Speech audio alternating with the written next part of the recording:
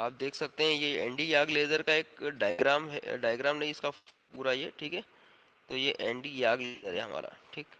अब इसमें मतलब क्या होता है, याग का मतलब क्या होता है, वो हम वन बाय वन देखते हैं। इसके पहले हम इसको प्रैक्टिकली थोड़ा सा देख लें कि बेसिकली ये होता क्या है और किस तरह का नज़र आता है, ठीक है। इसके बाद कुछ और फोटोज दिखाता हूँ मैं आपको।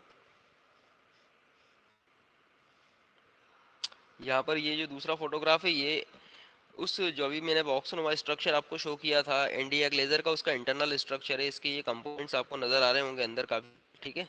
ये इस तरह के कंपोनेंट में इतना डीप ऑब्जर्वेशन फिलहाल तो हम नहीं पढ़ेंगे इसका। फिलहाल जो बेसिक बेसिक कंपोनेंट्स हैं उसके बारे में डिस्कस करेंगे, ठीक है, कि बेसिकली क्या होता है इसके अंदर और कौन कौन से कंपोनेंट्स ऐसे होते हैं जिसकी वजह से ये लेज़र को जनरेट करता है, ठीक। सो वन बाय वन देखते हैं हम इसे।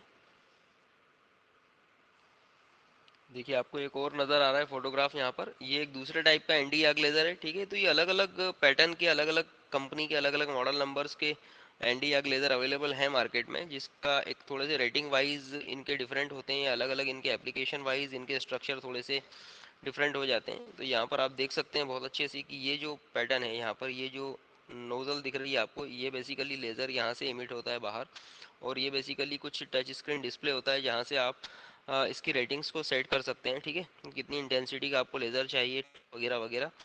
सो चलिए, ये था बेसिकली फिजिकल अपीयरेंस। अब इसके बाद हम बात करते हैं इंटरनल स्ट्रक्चर की और इसकी थ्योरीज के बारे में।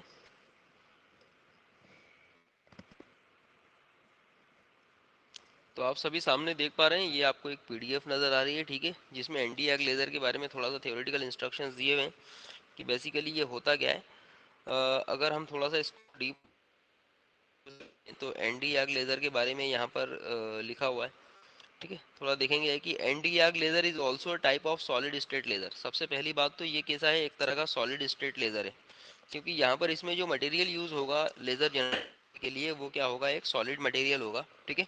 और वो सॉलिड मटेरियल क्या होगा,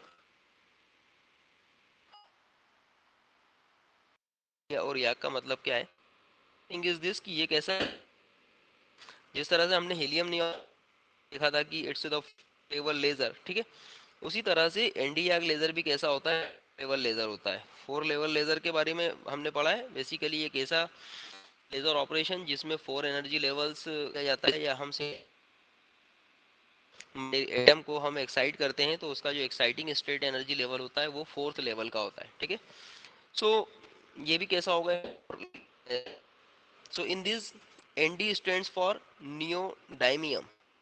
आपको जो वर्ड लिखा हुआ है नियोडाइमियम, सभी लोग देख पा रहे हैं इसको, इट इज़ अ नियोडाइमियम, ठीक है, ग्लास। ये नियोडाइमियम क्या है, बेसिकली ग्लास का एक टाइप है, ठीक है। और YAG stands for the yttrium aluminium garnet, ठीक है। ये बेसिकली एक काफ़ी कॉम्प्लिकेटेड स्ट्रक्चर होता है, ठीक है, जिसका यूज़ किया जाता है लेज़र को जनरेट करने के लिए। तो आपको सबसे पहले ये एनडी और याग के फुल फॉर्म याद करना है। यहाँ एनडी क्या डिफाइन कर रहा है, नियोडाइमियम ग्लास, नियोडाइमियम ग्लास। और याग वर्ड जो है वो डिफाइन कर रहा है yttrium, A stand aluminium, and G stands for garnet.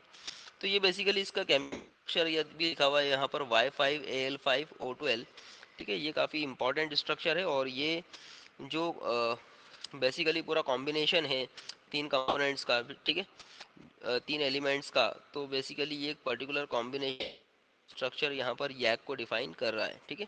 तो याग is an optically isotropic crystal.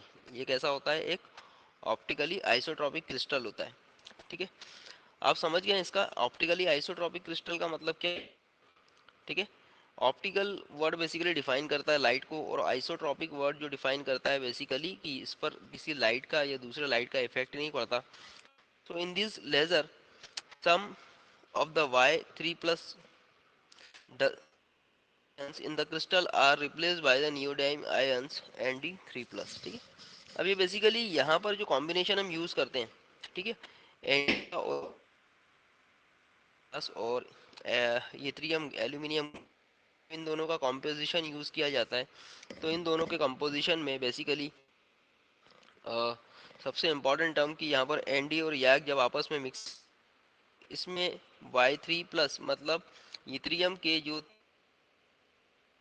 वो रिप्लेस हो जाते हैं नियोडाइमियम के तीन आयंस के साथ में, और इस जो होता है वो एक दूसरे के साथ में मिक्सअप हो जाता है। ठीक है, इज इट क्लियर?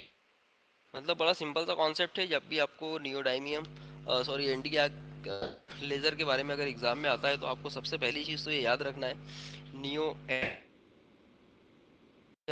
रखना है। सेकंड थिंग आपको ये याद रखना इज दिस कि ये कैसा है, 4 लेवल लेज़र है। और ऑब्वियसली इसके साथ में तो हमें ये लिखना है यहाँ पर कि एशन कॉम्बिनेशन, तो यहाँ पर इथ्रियम के 3 एनडी के 3 आयंस के साथ में रिप्लेस हो जाते हैं। डाउट तो नहीं?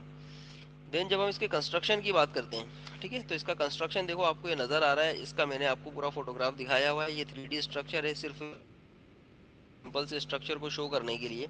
यहाँ पर क्या होता है बेसिकली, एक ये एंटी याग रॉड होती है, ठीक है, एक सिंपल सी ये जो रॉड इस पर्टिकुलर केमिकल कंपोजिशन से बनी हुई होती है, ठीक है। और एक ये लैंप होता है, फ्लैश लैंप, जो क्या करता है इस यॉट के ऊपर लाइट्स को इस typical design of the DIAG laser, it consists of an optically cylindrical reflector, ठीक है। यहाँ पर क्या होता है बेसिकली, ये optically cylindrical reflector housing the laser rod along focus lines and flash the other focus lines, ठीक है। यहाँ पर आप देख सकते हैं बेसिकली ये जो स्ट्रक्चर आपको नज़र आ रहा है, जिसे हम बेसिकली इलिप्टिकल स्ट्रक्चर बोल रहे हैं, इलिप्टिकल रिफ्लेक्टर, ये अंदर से इसकी जो इंटरनल सरफेस होती है कैसी होती है, रिफ्लेक्टिंग सरफेसेस होती है, रिफ्लेक्टिंग सरफेसेस होती है। और यहाँ ये जो फ्लैश लैंप होता है, इस लैंप के फोकस पॉइंट पर हम इस एनडी या रॉड को लगाते हैं। तो ऑब्वियसली सी बात है, ये फोकस पॉइंट पर है, तो यहाँ से निकलने वाला जितना भी लाइट होगा वो यहाँ पर आकर सीधे फोकस होगा और स्ट्राइक होगा पूरी फुल इंटेंसिटी के साथ। पूरा जो हाउसिंग आपको नज़र आ रहा है इलिप्टिकल शेप का, ये कैसा है, इंटरनली रिफ्लेक्टिंग नेचर का है। तो ऑब्वियसली अगर कोई पर्टिकुलर लाइट अलग डायरेक्शन में भी जा रहा है, वैसे जाना तो इसको स्ट्रेट है, ठीक है, भी हो रहा है यहाँ से या किसी अलग डायरेक्शन में भी जा रहा है, तो ये रिफ्लेक्ट होकर सीधे कहाँ आएगा, रिफ्लेक्ट होकर सीधे यहीं पर स्ट्राइक होगा, क्योंकि ये जो है इस पूरे इलेक्ट्रिकल इस पॉइंट पर यहाँ पर मौजूद है। Is it clear?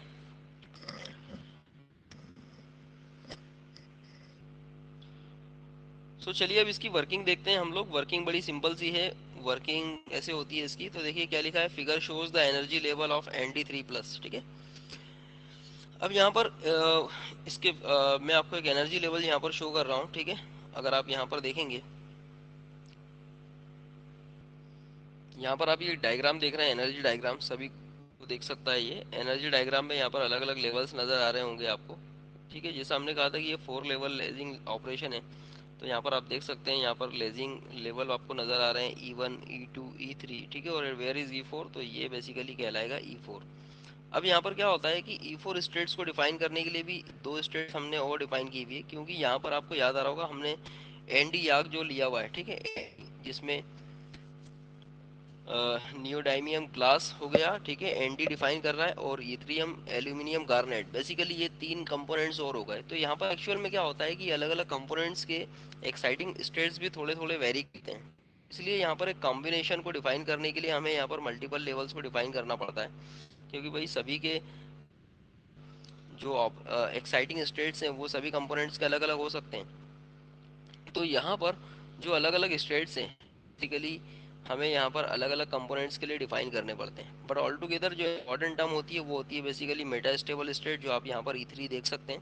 मतलब अरे जो एटम्स हैं वो भले ही एक्साइट होकर E1 से अलग अलग लेवल पर जाएं, ठीक, ऑल टुगेदर जब वो वापस आएंगे तो मेटा स्टेबल स्टेट पर सभी यहाँ पर सिंक्रोन और एक ही वक्त पर हमें यहाँ पर अवेलेबल होंगे। Is it clear? यहाँ पर फाइनली जब ये आते हैं होकर वापस आते हैं, तो यहाँ पर जो अपर लेजर लेवल कहलाएगा और ये लोअर लेवल लेजर कहलाएगा, क्योंकि ऑब्वियसली जो लेजर ऑपरेशन होगा वो E3 और E1 E2 के बीच में ही होगा, ठीक। E3 और E1 लेजर ऑपरेशन जो होगा इन दो लेवल्स के बीच में ही होगा।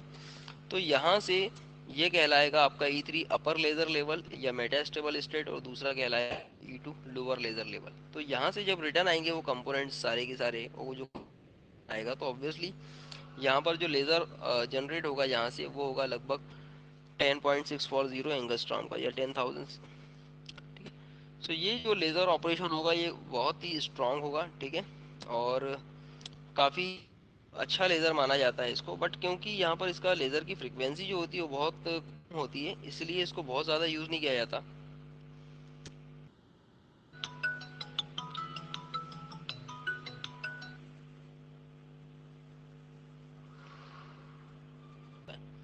सो इसलिए हम कह सकते हैं यहाँ पर कि जो एनडी-आर्क लेज़र है, उस एनडी-आर्क लेज़र की इफ़िशियंसी बहुत अच्छी होती है, लगभग 2%, जबकि रूबी लेज़र जो हालांकि बहुत ज़्यादा यूज़ होता है, उसकी एनर्जी जो होती है, उसकी जो एफिशिएंसी होती है वो 0। ठीक है। सो काफ़ी अच्छा लेज़र ऑपरेशन माना जाता है इस लेज़र को। सो आई होप आपको ये कॉन्सेप्ट समझ में आया होगा इसका एनडी-आर्क लेज़र का, कि एनडी-आर्क लेज़र बेसिकली है क्या, प्रैक्टिकली ये किस तरह से अपीयरेबल होता है, सेकंड थिंग इसका स्ट्रक्चर कैसा है, फोर्थ थिंग इज़ दिस कि यहाँ पर ऑपरेशन किस तरह से परफॉर्म होता है।